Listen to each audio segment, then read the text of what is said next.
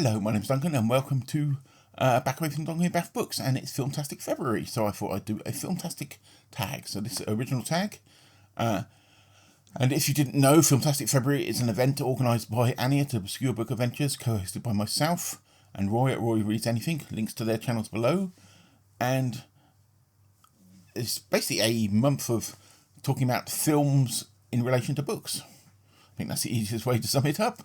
So I thought I'd do a Filmtastic tag. So I will tag loads of people at the bottom. We're going to get tagged whether they like it or not. So it's about 9-10 questions about films and about films and books. So let's start with the first one. So your first memory of going to the pictures or seeing a film. Sorry, I'm old. I use the term pictures. Going to the cinema. Your first memory. Well, my first memory is Snow White and the Seven Dwarfs. This must have been on a re-release. And I would have been about 4 or 5 years old, so I would have been about 1973. And I went with my grandmother and my sister, and all I remember about it is being absolutely terrified of the stepmother, Wicked Witch stepmother, and basically hiding behind the cinema seats and crying and screaming. And apparently, according to my sister, I embarrassed the hell out of her. So that is my first memory of going to see a film at a cinema. And that was, I said, about 1973. So I'm looking forward to everybody else's responses to this. They'll probably be far more interesting than mine. So now on to question 2. Yes, on to question 2, and it's a book about a film. This can be a biography, autobiography, a book about filmmaking, or a fiction book that's got filmmaking in it. So I'm going to pick The Technicolor Time Machine by Harry Harrison, the wonderful Harry Harrison, and a wonderful, ridiculous cover. And this is about filmmakers who get the power to go back in time and film stuff because they're trying to make more realistic films. So they go back to the Viking period to film Vikings, real Vikings. So they have to transport everything back. And it's absolutely ridiculous. What makes me smile about it is the fact that technically they go to Skara Brae, which is about 30 miles that way on the coast here of Orkney. And they film a bunch of real Vikings for this film, and it's the way they're trying to stop these Vikings killing people and stuff. But it's written in sort of Harry Harrison's sort of more comedic tone, but it's a great book. I think everybody should read it. And see the totally impractical lady there. But yes. So question 3. Recommend a novelisation or a tie-in book. I picked out my extensive bunch of novelisations. V by Anne Crispin, and this is a novelisation of the miniseries of the original V that was released in same time as the Los Angeles Olympics. It was on TV in the UK. I cannot remember off the top of my head. Early 80s anyway. And this is written by Anne Crispin, who did obviously her own work, and she also did some Star Trek books. Yesterday's Sun is a Star Trek book I can think of off the top of my head, which is an excellent book as well. This novelisation is really good. The characterisation is good. We've got bits that aren't in the film. I think she went back to the script, originally Kenneth Johnson's script, to have a look at it. But as a novelisation goes, it is really, really good and well worth a read, especially if you like alien invasion stuff. So that is V by A.C. Crispin. So now I recommend a film about writers or writing. And I'm going to recommend a 1981 film, Death Trap, which stars Michael Caine and the wonderful Christopher Reeve. And Michael Caine plays a writer who's basically a writer, and Christopher Reeve plays a young writer who comes to him with a manuscript of a play for him. And basically, Michael Caine thinks, oh, I could kill this guy because nobody knows we've got this manuscript, and then release the manuscript as mine. That's what he discusses with his wife. And this whole film revolves around that. Sidney Lumet film, a great director, and I think it originally comes from a stage play, but it's a film that I've always liked, and it's nice to see Christopher Reeve in other roles other than Superman, because he was a great actor. So yes, that's Death Trap, 1981. A film that brings back fond or interesting memories. I'm going to say Peter Jackson's The Two Towers, because I have a story about this. I always swore that I'd never wanted to see those Lord of the Rings films, because I have these pictures in my brain of what Lord of the Rings was, because obviously it's a book that means a lot to me, and I obviously saw Ralph Bakshi's version of Lord of the Rings in the early 80s, which have their own look, but I could totally forget about those. But when the Peter Jackson ones came along, I said, nope, don't want to see them, because I have these pictures in my mind. I don't want the film images to override my brain. Because I say I've got problems separating them. So when the Fellowship of the Ring came out, never went to see it. Then the Two Towers was released, and my wife saw the trailer, and I saw the trailer and said, you need to go and see this. Luckily in Southampton at the time, they showed the Fellowship and then they showed the Two Towers together. So I eventually went to see the Two Towers and Fellowship together, and I was blown away, and I couldn't believe how stupid I'd been, and that's why I'd not seen it on release. So yeah, so that's the Two Towers. That's a little weird story about me not wanting to mix up the film with the book, because you do get these images in your brain. But I must admit, if I reread Lord of the Rings now, I don't get the film images in my head. Obviously, I've managed to separate them somehow in my little brain. My little brain cells have managed to sort themselves out. So yeah, so that was the end of that question. Question 6, a film that made you want to read the book. And I'm going to go A Life of Pi. I saw the film many, many years ago, really, really wanted to read the book. I've still not read the book, but the film makes me want to read the book. And then I saw we had locally, they showed the stage play of Life of Pi, which is better than the film, which was stunning. And it still makes me want to read the book. And I've still not read the book, and I will one day. It's on my list to read, on my many, many list to read. But that is a film that makes me want to read the book. It's nice when it goes that way round. A book that made you want to watch the film. Robert Ludlum, The Osterman Weekend. I read the book. Actually, I read the book probably just before the film came out, which is 1981, and it's a Sam Peckinpah's last film, and it's got Rutger Hauer, whatever, in it, and I really like the book, and the film is, I think it's slightly underrated, but it's done in Sam Peckinpah's sort of inimitable style. So instead of slow motion bullet shots, you've got slow motion arrow shots. But it's a really, really interesting film. And there's some really fantastic work in it. Even though it was at the sort of back end of his career and he was suffering with all his addictions, it's still well worth a watch. So that's the Osterman Weekend. Okay, the next question is a film based on a book story that bears no resemblance to its source material.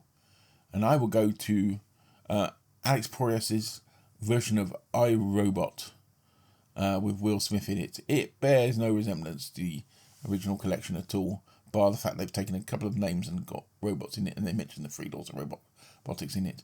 When is there going to be a decent adaptation of an Isaac Asimov story? Because I'm sorry, the Foundation series on Apple is just, it bears no relation to Foundation. It's like somebody read a synopsis and did something different.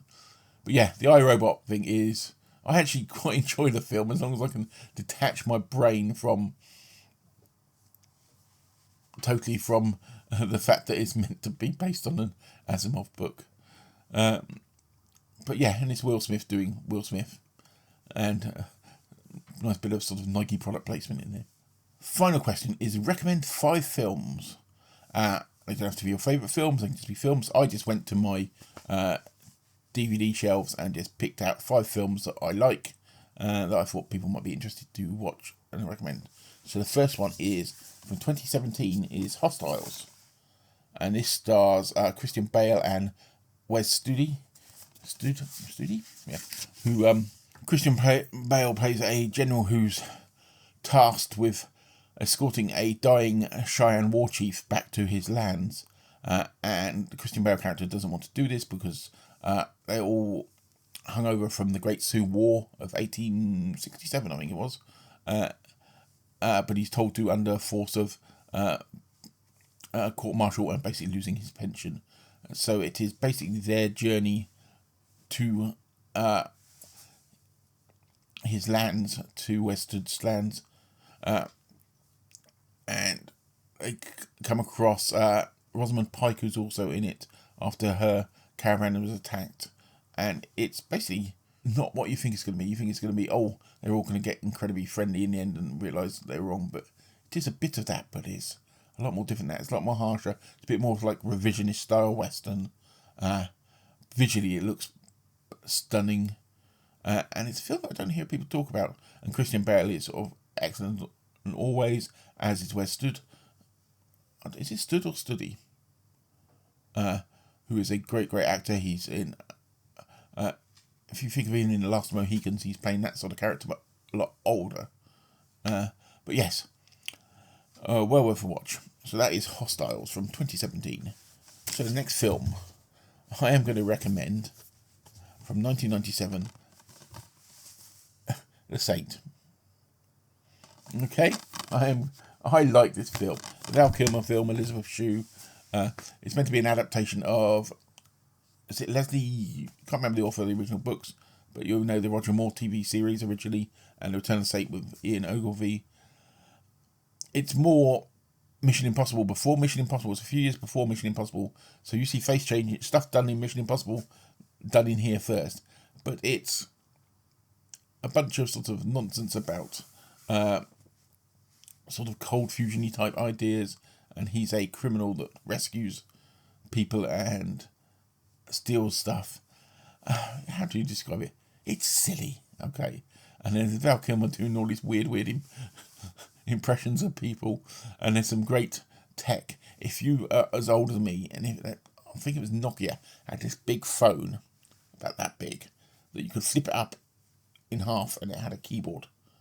That's in a lot of that in there. So the tech in there is all quite interesting. But I really enjoyed this film. I think it's quite an underrated film. So that's The Saint from 1997. I don't have directed it off the top of my head. My eyesight's too bad to read the back of that. So we'll find out. So the next one is from 1983 or 4. 83 is Space Hunter, Adventures in the Forbidden Zone, with Peter Weir and Molly Ringwald. And it is part of the 3D revival of the early 80s. So you do get a few things like people poking things towards the camera. Not too much of that. Basically, it's a story about this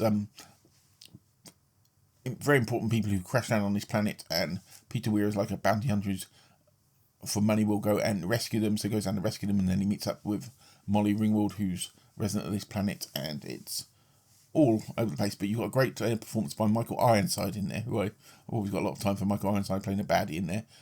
Is he called The Overseer or something in there?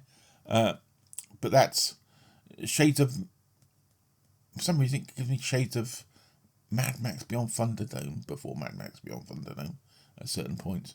But no, it's a really fun, interesting science fiction film from the early 80s if you've not seen it. So that's Space Hunter, Adventures in the Forbidden Zone. I'll show you the cover of that again, so you can have a good look at it. It's getting a wee bit dark out there. So yeah, I've got 2 more left. 2 more of my choices of my 5 films. I'm going to recommend, let's go a little more educational, Hamlet. This is the Kenneth Branagh version, which is, I think it was the first time anybody filmed like the full length of it, so it's over 4 hours long. There's 2 discs on this DVD of it.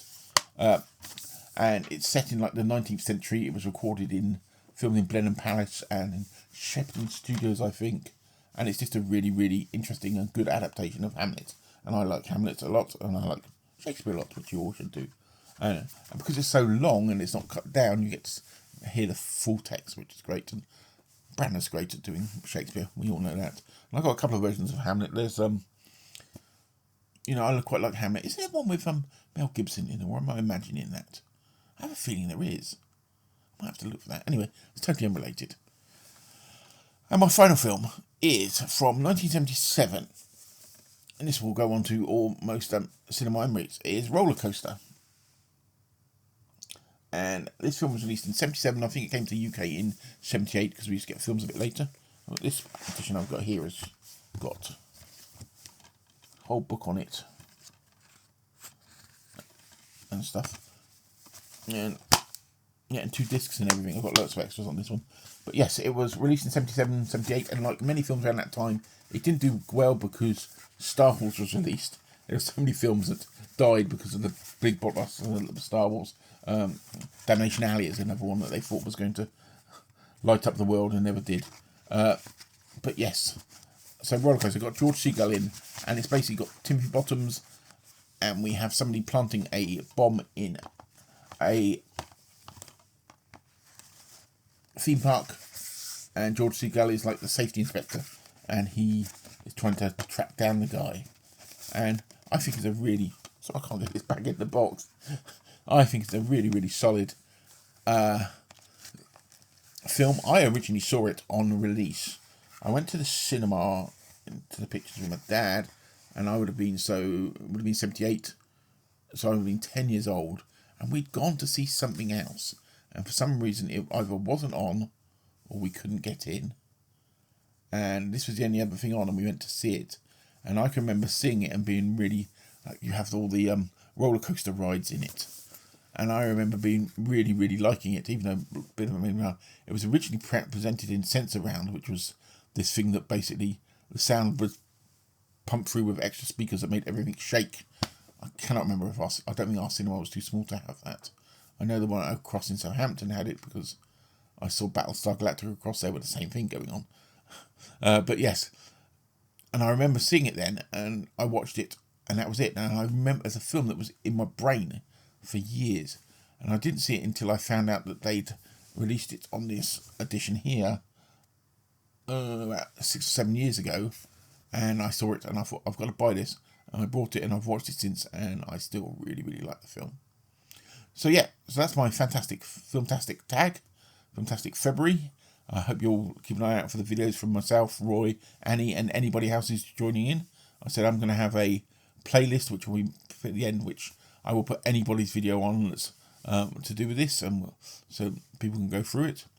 And I am going to tag for this video everybody I can possibly think about, so there'll be a load of tags down there for it. So I will speak to you all very soon, and I hope you enjoyed this tag, and bye for now.